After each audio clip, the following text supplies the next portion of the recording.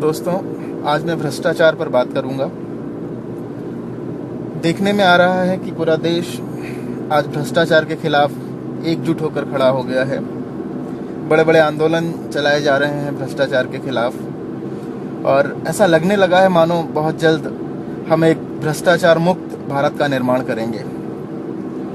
लेकिन एक बात जो मैं आपसे यहाँ करना चाहता हूँ, आपने कभी सोचा कि क्या ये नारे लगाने से, क्या ये आंदोलन करने से, क्या धरने देने से, क्या भूखे पेट संसद का घेराव करने से, या रामलीला मैदान में जाकर के आंदोलन या अनशन करने से देश में भ्रष्टाचार खत्म हो जाएगा या देश से भ्रष्टाचार भाग जाएगा?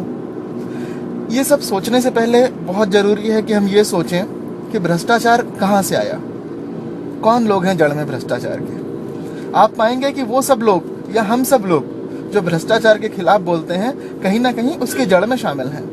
वो भ्रष्टाचार जो आज हिंदुस्तान को दीमक की तरह खोखला कर रहा है, उसे किसी और ने नहीं पैदा किया, हमने पैदा किया है, आपने पैदा किया है, हमारे समाज ने पैदा किया है, हमारी सरकार ने पैदा किया है, हमारे शासन प्रशासन सब जगह पे भ्रष्टाचार है। तो ये किसी दूसरे युग से नहीं आया, ये किसी दूसरी दुनिया से नहीं आया, ये किसी दूसरे देश से नहीं आया। ये हम लोगों का बनाया हुआ एक सिस्टम है, जिसे आज हम भ्रष्टाचार कह रहे हैं। भ्रष्टाचार की लड़ाई लड़ने के लिए आपको कभी किसी तीसरे को नहीं बोलना है कि आप करप्शन से दूर हो जाओ। आपको कभी किसी तीसरे से बात नहीं करनी है कि आप रिश्वत मत लो। आपको खुद को समझाना है। जिस दिन देश का हर आदमी खुद को ये समझा ले कि मैं पैसे नहीं लूंगा, रिश्वत नहीं लूंगा, और अपने किसी कार्य के लिए, अपने किसी स्वार्थ के लिए रिश्वत नहीं दूंगा, उसी दिन भ्रष्टाचार समाप्त हो जाएगा। किसी जन लोकपाल से भ्रष्टाचार नहीं खत्म होगा, किसी आंदोलन से भ्रष्टाचार नहीं खत्म होगा, किसी कानून से भ्रष्टाचार नहीं खत्म होगा। हाँ, भ्रष्टाचार एक बहुत छोटे से निर्णय से खत्म हो जाएगा, खुद के बदलाव से, खुद में आने वाले मूलचूल परिवर्तन से। जो भ्रष्टाचार से नफरत करें, जो भ्रष्टाचार का त्याग करें, जो भ्रष्टाचार के खिलाफ अपने मन में एक आग पैदा करें, अपने हृदय में एक आग पैदा करें, अपनी आत्मा में एक आग पैदा करें, जो आसपास के भ्रष्टाचार को भी जलाने में सहायक हो। भ्रष्टाचार क्या है? आज हम ऐसा लगता है जैसे आतंकवाद या गरीबी या बेरोजगारी या भूखमरी या स्वास्थ्य या शिक्षा, इन सबसे बड़ी एक समस्या आ गई भ्रष्टाचार, और ये जैसे ही दूर होगा वैसे ही सब ठीक हो जाएगा। जबकि दोस्तों, ऐसा नहीं है। भ्रष्टाचार हम बनाते हैं, हम तय करते हैं, हम तैयार करते हैं, और यदि ये कितना भी कानून आप बना लीजिए, ये कभी खत्म नहीं होने वाला। हाँ, इसके परिवर्तन, स्वरूप में परिवर्तन किया जा सकता है, इसका स्वरूप बदल जाएगा, लेकिन ये समाप्त नहीं होगा। तो हमें ये मानकर चलना है, हमें प्रैक्टिकल होना है। कई जगह पे हमें केवल बातें नहीं करनी है, केवल हमें लोगों का ध्यान आकर्षित करने के लिए इस तरह के झूठे प्रलोभन लोगों को नहीं देने हैं कि हम एक भ्रष्टाचार मुक्त भारत का निर्माण कर पाएंगे। जो चीज कभी संभव नहीं है, वो संभव नहीं है।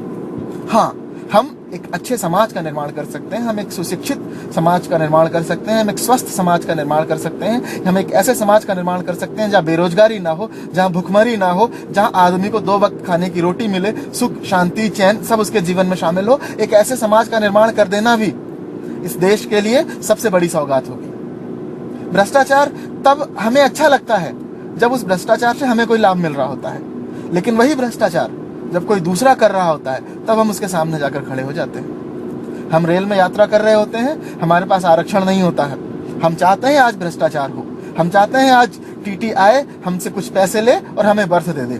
लेकिन जिस दिन हमारे पास एक आरक्षित सीट होती है, उस दिन यदि कोई दूसरा व्यक्ति कुछ पैसे दे करके एक सीट पाने का प्रयास करता है, तब हमें लगता है भ्रष्टाचार गंदी चीज है, देखो वो आदमी भ्रष्टाचार को बढ़ावा दे रहा है। जब हमें कतार में खड़ा होना पड़ता है, तो हम चाहते हैं हम कुछ पैसे दे करके और हमारा कार्य इस कतार से बाहर जा करके हो जाए, मुझे कतार में ना लगना पड़े, मुझे लंबा इंतजार ना करना पड़े, मुझे जरा सी मेहनत ना करनी पड़े।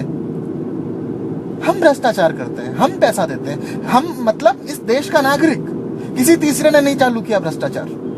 जब हमने देना चालू किया तो सामने वाले ने लेना चालू किया। रामलीला मैदान में वो जो लाखों लोग इकट्ठा हुए थे, क्या आप मानते हैं कि वो सारे के सारे लोग दूध के धुले हुए थे, या वो सारे के सारे लोग नार्को टेस्ट के बाद वहां इकट्ठा हुए थे कि वो भ्रष्ट नहीं है?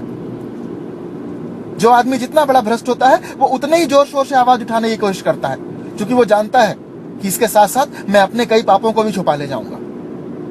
दोस्तों, दुनिया ऐसी नहीं चलती, दुनिया ऐसी नहीं है जैसी हम चलाना चाहते हैं। हमें मालूम है आग से आदमी जलता है, हमें मालूम है पानी में हम डूब सकते हैं, उसी तरह से हमें यह भी मालूम है कि भ्रष्टाचार देश को खोखला कर सकता है।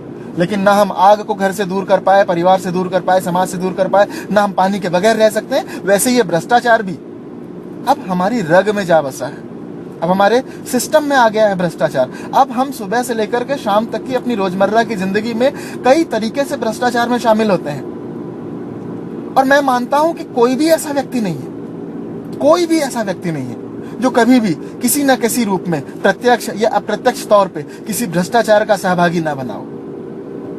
हर आदमी बनता है। जब हर आदमी जिस चीज का सहभागी बनता है, हर आदमी जिस चीज से होकर गुजरता है, हर आदमी जिस चीज का शिकार बनता ही बनता है, उस चीज को खत्म करने के लिए आप 2 महीने, 4 महीने, 6 महीने का वक्त देते हो और आप कहते हो कि एक आंदोलन के बाद में ऐसा ऐसा ऐसा ऐसा हो जाएगा।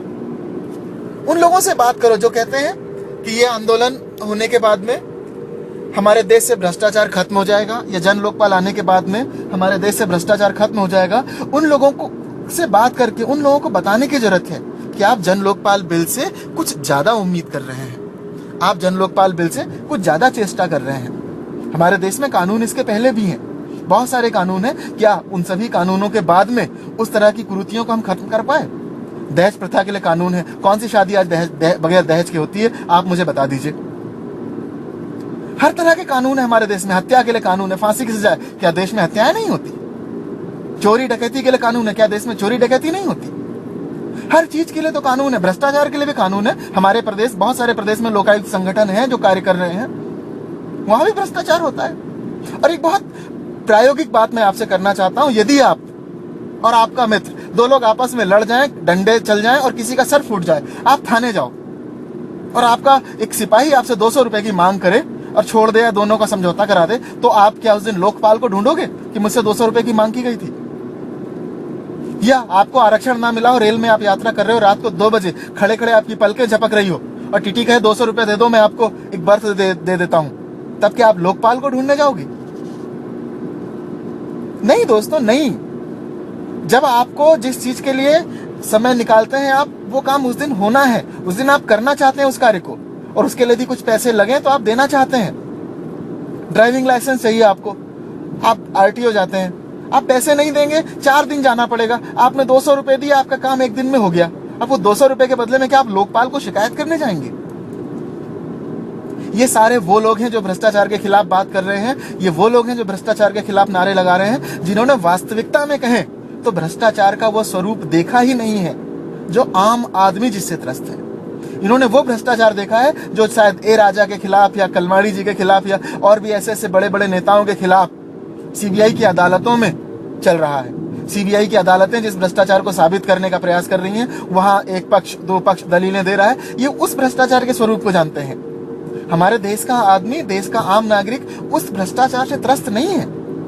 हमारे देश का आदमी, हमारे देश का आम नागरिक उस भ्रष्टाचार से त्रस्त है जो थानों में होता है, जो पटवारी के पास होता है, जो ड्राइविंग लाइसेंस बनवाने में होता है, जो स्कूल में मार्कशीट लेने में होता है, जो पेट्रोल की कतारों में होता है, केरोसिन की कतारों में होता है, राशन कार्ड की दुकानों में होता है, राशन की दुकानों में होता है। आदमी उस भ्रष्टाचार से तंग है।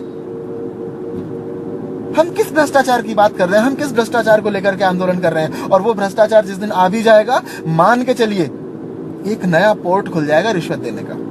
आज जितने लोग रिश्वत लेने के लिए हैं, एक नया संगठन तैयार होगा जो रिश्वत की मांग करेगा, और जिन्हें रिश्वत देनी होगी, यदि रिश्वत नहीं देंगे तो फिर वही झूठे मुकदमे, झूठी शिकायतबाजियां, झूठे लोग और सच्चे लोगों को सजा दिलाने का प्रयास फिर से चालू हो जाएगा।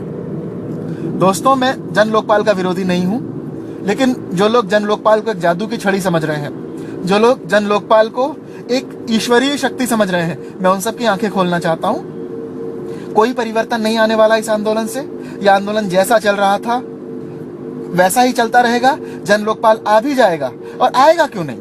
मुझे एक ऐसा दल बता दीजिए जो कहता है कि जन लोकपाल नहीं चाहिए। मुझे समझ में नहीं आता कुछ लोग क्यों देश की शांति व्यवस्था भंग करने के लिए रोज नारे लगाए जा रहे हैं, रोज शांति व्यवस्था को भंग करने का प्रयास कर रहे हैं, क्यों अपने आप को सर्वोपरि साबित करने का प्रयास कर रहे हैं, क्यों अपने आप को गैर लोकतांत्रिक तरीके से बनाए हुए एक संगठन में सब कुछ बता करके देश की, भारत की बागडोर संभालने की कोशिश करते हैं, भारत के भविष्य का निर्माण करने की कोशिश करते हैं, भारत के भविष्य का फैसला करने की कोशिश करते हैं। अरे भारत के भविष्य का फैसला उन लोगों को करने दो जिनका फैसला, सरकार का फैसला जनता ने किया है, जिन लोगों को फैसला देकर जनता ने भेजा है। भारत के भविष्य का फैसला उन लोगों को करने दो। और यदि आप में इतनी चेष्टा है इस देश का भविष्य बदलने की, तो आप भी आइए और जनता के सामने इस तरह की बातें करिए, जनता के सामने अपने प्रस्ताव रखिए। और यदि जनता आपको चुनती है तो आपके हाथ में देश की बागडोर है। आप जैसे चाहें, जितना चाहें परिवर्तन इस देश में करें। लेकिन आप चाहते हैं कांग्रेस को वोट ना दो, भाजपा को वोट ना दो, कांग्रेस खराब पार्टी है, भाजपा उससे भी ज्यादा खराब पार्टी है, हम चुनाव लड़ेंगे नहीं, हम कोई संगठन बनाएंगे नहीं, हम ये बताएंगे नहीं किसे वोट देना है।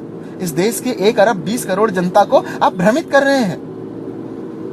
एक निर्णायक अवस्था से अनिर्णायक अवस्था की ओर ले जाने का प्रयास कर रहे हैं। और बहाना आपने क्या लिया है? भ्रष्टाचार।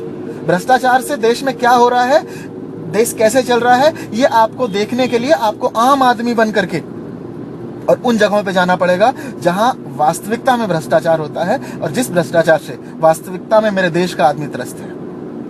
इस तरह से सुबह दोपहर शाम टीवी में इंटरव्यू देने से, ब्लॉग लिखने से, किसी राजनीतिक दल को कोसने से, राजनीतिक बयानबाजियां करने से, देश के लोकतंत्र को ठेस पहुंचाने से, जनता के द्वारा चुनी हुई सरकार को झूठा साबित करने से, सन 47 की मिली हुई आजादी को आज ये कहने से कि हमें पुनः आजादी की लड़ाई लड़नी है, देश से भ्रष्टाचार नहीं जाने वाला, देश का कोई भला नहीं होने वाला।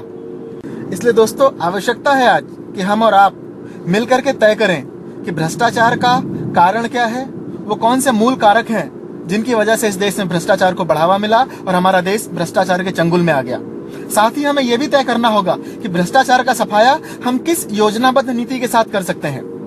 ये इतनी आसान समस्या नहीं है, ये एक बटन नहीं है जिसे दबाने की आवश्यकता है और जिसके दबाते ही भ्रष्टाचार देश से मिट जाएगा, जैसा कि कुछ कथित आंदोलनकारी लोगों ने देश में माहौल बना रखा है।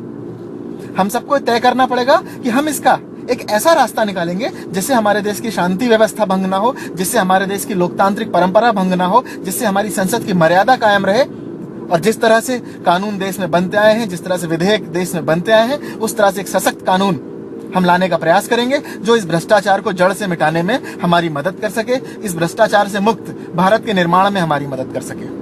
धन्यवाद।